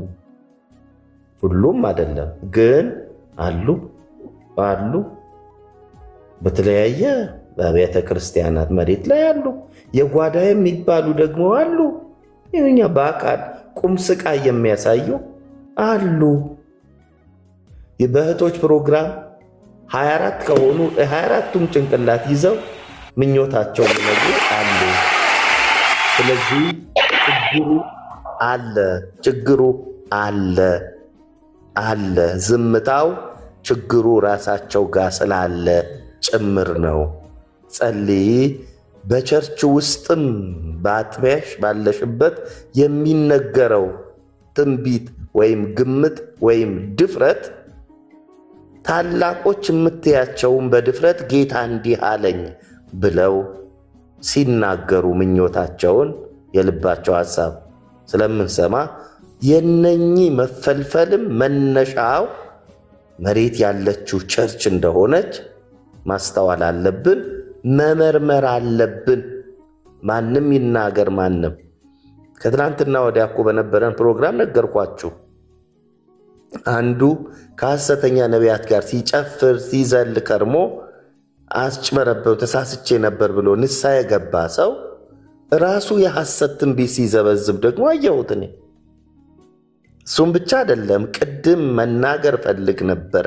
ከአሁን በኋላ እዚህ ፕላትፎርም ውስጥ ከኛ ጋር ተቃዋሚ መስለው ለስለላ መጥተው ጻድቅ እያጫወታቸው የሐሰተኞች ነቢያት ግን ሙዳይ የሚይዙ ወሮ በሎች እዚህም የሚገቡ ስማቸው ጠርቼ ነው የምናገረው። ካሁን በኋላ እገሌ ተመለስ አንተ ሐሰተኛ ነው የምለው። ሲቀጥል ቅድም አልገባም ብሎ ንቃዬ ስጠራው እምቢ ያለ ጊፍቶፍ የሚባል ሐሰተኛ 3 ጊዜ ነው እኔ የገሰጽኩት። ሌሎችም ነበሩ። ቤቱ ሰብሬ ገብቼ የምዘበዝበው የሐሰት ትንቢት ታቆማለህ አታቆምም ብዬ ብዙ አውርተን እመለሳለሁ ብሎ ተናግሮ ተመልሶ መድኃኔዓለም የሚል አካውንት ከፍቶ ይዘበዝባል። ተመልሶ በውጭ ሆኜ እሰማለሁ። አሁን አያስገባኝም። እንዳውም አንድ ቀን ትመለሳለህ አትመለስም ስለው ቆይ ለአለቃህ ነው እኔ ከነ ንቃ ተስማምቻለሁ፣ ንቃ ያውቀኛል፣ ለአለቃህ ለንቃ ነው ምነግርልህ አለኝ ማለት ነው። ጊፍቶፍ የሚባለው የግምት የድፍረት መደዳ የሚቸረችር ደግሞ ራሱ ጻድቅ የሚያጫውተው እኔ ዘይት አልሸጥም ምንም አልሸጥም በነፃ ተቀበ በነፃ ስጥ ምናምን እና ከዛ በኋላ ግን አንድ ቀን ምን ያደርጋል መሰላችሁ? ልንገራችሁ ይህን ታሪክ። አንዷን ያስገባል፣ አንድ ሴት ያስገባና በእሷ ስም ብር ሊሰበስብ ሴትዮዋ ችግርተኛ ነኝ እና አሁን ሴተኛ ዳሪነት ነው ምሰራው እና ሴተኛ ዳሪነት ነው ምሰራው ትላለች። ከዛ እሱ ይላል ቅዱሳን እህታችን ሴተኛ ዳሪ ነው ምሰራው እና ጎፈንድሚ እንሰብስብላት እንርዳት፣ ከኔ ጀምሮ ሁላችንም እንርዳት ይላል ሲል እኔ ገብቼ አንቺ በመጀመሪያ ሴተኛ ዳሪነት ነው ምሰራው ያልሽው ኃጢአት ነው፣ ንስሐ ግቢ ተመለሺ። ሁለተኛ አንድም ሰው አይረዳሽም። ምግብ ቤት ነበረኝ ብለሻል፣ ፕሮፌሽን እንዳለሽ ተናግረሻል። ዝቅ ብለሽ በጽድቅ ስሪ እንጂ ሴተኛ ዳሪነትን አማራጭ መርጫለሁና ብር እርዱኝ፣ ቅዱሳን አንድ ብር እንዳትረዷት ስል ሰውየው አወረደኝ ማለት ነው። እኔ ጊፍቶፍ የሚባለው አወረደኝ። በኋላ ስናጣራ እሱና እሷ ትርፈ ጋራ ሊሰሩ ነበረ ብር የሚሰበሰበው። ውንብድናው የተለያየ አይነት ነው። ደግሞ ምን ይላለን ሳፋጥጠው ባንክ ነው እየሰራሁ ማገለግለው ነብይ ብላ ደግሞ የምትጠራኝ ቤተክርስቲያን ሾማሃለች ወይ ብለን ስናፋጥጠው አልተሾመም፣ ሙሉ ጊዜውም አልሰጠም። ሙሉ ጊዜ ከሰጠ ስራ መልቀቅ አለበት። በሙሉ ወንጌል ሕግ ስራውን አልለቀቀም። ትርፍ ጊዜ ከሆነ ደግሞ ነቢይ አይባልም። የማይባለውን ያልተሾመውን እየጠራ እየተሽለኮለከ አሁን ትክክለኛ ቦታ ና ሲባል አይመጣም። እንደዚህ አይነት ወሮ በሎች ውሸታሞች ምንም ይሁኑ ምንም በነፃም ለፈለፉ የለፈለፉት ነገር መጽሐፍ ቅዱሳዊ ነው ወይ? ባይብሊካል ነው ወይ? እውነት ነው ወይ? ክርስቶስ ማዕከላዊ ይሆንበታል ወይ? ክርስቶስን የማያሳይ ትምህርት፣ ጽድቅ የሌለበት ትምህርት፣ እውነት የሌለበት ትምህርት ማንም ይናገረው ማንም ትክክል አይደለም። ትክክል አይደለም። ለምሳሌ ቅድም አላስገባ አልከኝ እንጂ የምናገረው ነገር ነበረኝ። ንቃ በጣም ነው ያናደድከኝ። ምክንያቱም በስሜታዊ ሆነ አትናደድ። በጣም ስሜታዊ ሆነ ስትናገር ምናምን መካሪ መስላ ስትናገር ንቃ። ስሜታዊ ሆነ ተናግረ አታውቅም። እኔ ነኝ ስሜታዊ ሆኜ ልናገር የምችለው። ተረጋግታ አስተውለህ ነው የምትናገረው። ነገር ግን ቅድም አንተም እንደምታውቃቸው ተልከው የሚመጡ ነገራቸው ሲባዛና ሲመዘን ከሐሰተኞች መንደር የተላኩ እነሱን አፍ መዝጋት ያስፈልጋል ስለሚል መጽሐፍ ቅዱስ በጊዜው አፋቸው መዘጋት አለበት። አፋቸው መዘጋት አለበት። የተናገሩትን የተላኩበት መልእክታቸው አድርሰው ሳይሸሹ በፊት እዚሁ እያሉ ትክክለኛ መልስ ሊሰጣቸው ይገባል። መሸማቀቅ ካለባቸው ሌቦች፣ ወንበዴዎች፣ አጭበርባሪዎች እንጂ እኔ እናንተ አይደለም የምንሸማቀቀው። እኔ እናንተማ ፍሬያችን ታይቷል። ክብር ለጌታ ይሁን። ሰው በፍሬው ዛፍን በፍሬው ይታወቃል። ያንተም ፍሬ ታይቷል፣ የእኛም ፍሬ ታይቷል። ይሄ ቤት ብቻ ሳይሆን ሌሎች ብዙ ሐሰት ተቃዋሚ ሰዎች እንዲሆኑ ባገለገልንበት ቦታ ሁሉ እድል አግኝተን በማለዳ በቀትርም ሁል ጊዜ ሐሰተኞችን የምንቃወምበት እድል አግኝተናል። ብዙዎች ከሐሰተኞች እጅ አምልጠው ቤት እየከፈቱ ሐሰተኞችን የሚቃወሙ ፔጆች ተፈጥረዋል። ስለዚህ ፍሬ አፍርቷል። ያንተም ስራ ፍሬ አፍርቷል። ስለዚህ ጻድቅ ያለ ፍርሃት ይሄዳል ተብሎ ተጽፏል።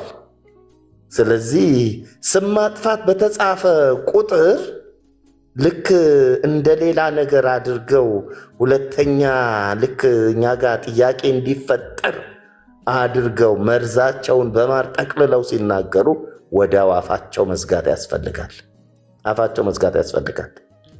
ስለዚህ ቅድም እህቴ የተጠየቀችው ጥያቄ ዘርፈ ብዙ ነው እህቴ። የማይናገሩት መግለጫ የማያወጡት አንዳንዶች በጥቅም የታሰሩ ናቸው። አንዳንዶች በክብር የታሰሩ ናቸው። በአደባባይ የሐሰትን ትምህርት ሲቃወሙ የነበሩ ሰዎች ከሐሰተኞች ጋር ፎቶ ሲነሱ አይተናቸዋል። ስለዚህ ክርስትና የግል ነው። የግል ስለሆነ በእግዚአብሔር ፊት መጸለይ እንዴ አንድ ሌላው መናገር የምፈልገው ንቃል አንተ ነው። ኤልያስ የባኦል ነቢያትን አፌዘባቸው፣ አላገጠባቸው፣ ናቃቸው፣ ተወራረደ ብቻውን። ኤርምያስ ሐሰተኞችን ብቻውን ነው የተቃወመው። እነ ሴዴቅያስ በጥፊ ሲመቱት ሚክያስን፣ እነ አናንያ በወፍራም ቀንበር እየሰበሩ ሲዋሹ ሕዝቡን ተናግሮባቸው ሞተዋል። በዘመናት የእውነት መንገድ ጠባብ ነች፣ የሚሄዱባትም ጥቂቶች ናቸው። ስለዚህ እውነትን የሚያገለግሉ በጽድቅ የሚኖሩ ሁሉ ይደምቃሉ። የእረኞች አለቃ መገለጡ ስለማይቀር ይገለጣል። እዚህን አሁን እንኳን ሰላም አለን፣ ሕሊናችን እረፍት አለው። ክፉዎች ሰላም የላቸውም። የሚገርማችሁ ነገር ልንገራችሁ። እኛ እዚህ ከኛ ጋር ጻድቅ ያጫውታቸው ሐሰተኞች ይቃወሙ የነበሩ ነውረኞች እኔ በውጭ ሆኜ ያያቸዋለሁ። የሐሰተኛ ነቢያት ሙዳይ ያዦች ሆነው ሴቶችም ወንዶችም አይቻቸዋለሁ። ሸንጋዮች፣ እምነት የሌላቸው፣ አቋም የሌላቸው፣ ጌታ የሌላቸው ውሸታሞች ከአንገት በላይ አክሰንት ብቻ የሚያውቁ ኢየሱስ የሚሉ ኢየሱስን የማያውቁ ጌታ የሚሉ ጌታን የማያውቁ ጽድቅ የሚሉ በጽድቅ የማይኖሩ ነውረኞች አሉ። ስለዚህ እነሱ በሚተፉት ነገር ከዓላማችን ዝንፍ አንልም፣ በወጥመዳቸውም ውስጥ አንገኝም። የማያውቁት ነገር መናገር ፈልጋለሁ። የሚመራን የሚረዳን ያስነሳን ጌታ ብርቱ ነው። በቂም በቀል አይደለም፣ በጥላቻ አይደለም። የቤቱ ቅናት በልቶን ነውና የቤቱ ባለቤት የእረኞች አለቃ ሲገለጥ እንደምቃለን። ክብር ለጌታ ይሁን። ወገኖቼ የእውነት ወገን የሆናችሁ ሁሉ በርቱ። ሐሰት መቼም ቢሆን በእውነት ፊት መቆም እንደሌለው እኔ ምስክር ነኝ። አይቻለሁ። ይደበቃሉ፣ ነውረኞች ይደበቃሉ፣ ይሽሎኮሎካሉ። ሁልጊዜም ያለ ነውር እንድትሄዱ የሚያደርጋችሁ ጽድቅ ነው፣ እውነት ነው።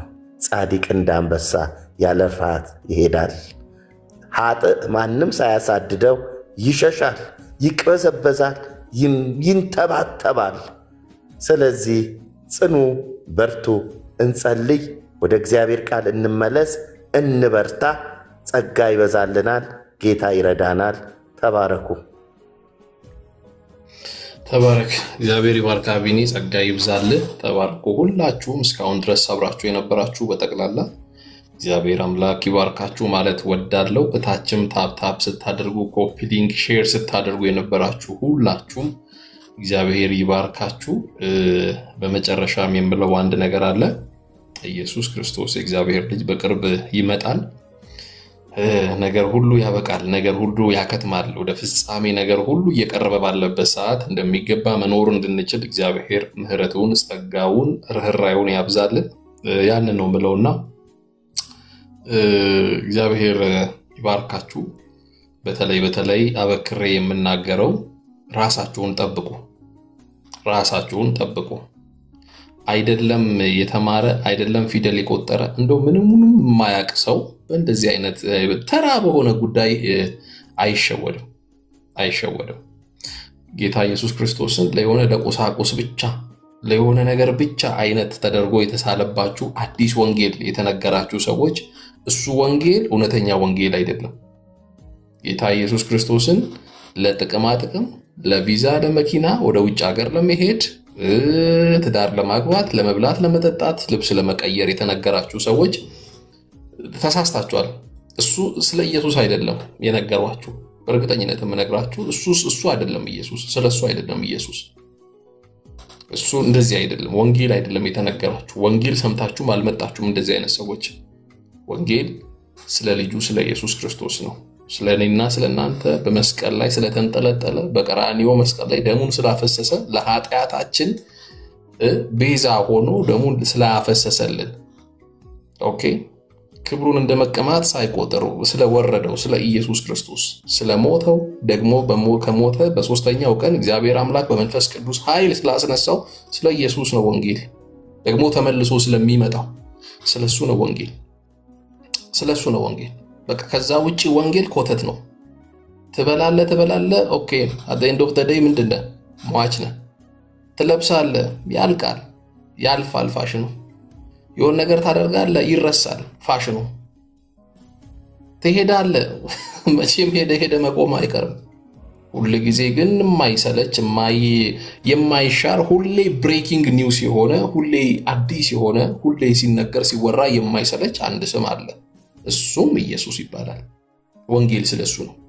ጠዋት ብታወራው፣ ማታ ብታወራው፣ እድሜ ልክህን ብታወራው የማይሰለች ሁሌ እንደ ብሬኪንግ ኒውስ የምትሰማው ለውስጥ ፈውስ፣ ለነፍስ ፈውስ፣ ለስጋ ፈውስ፣ ሰላም የሚሰጥ መጽሐፍ ሲናገር ስሙ እንደሚፈስ ዘይት ነው ይላል። እሱ ነው ኢየሱስ ነው ወንጌል። በቃ ስለሱ ነው ወንጌል። ከዛ ውጪ ወንድሜ አንተ ከምትለው በላይ አንተ እንደዚህ ይሆንልሃል፣ ይሄን ዘይት ጠጣ፣ ይሄንን እንትን ተቀባ ከምትለው በላይ ጌታ ኢየሱስ ክርስቶስን ሳያውቁ በጣም ሌክዠሪ የሆነ ላይፍ የሚኖሩ በጣም ሰዎች አሉ።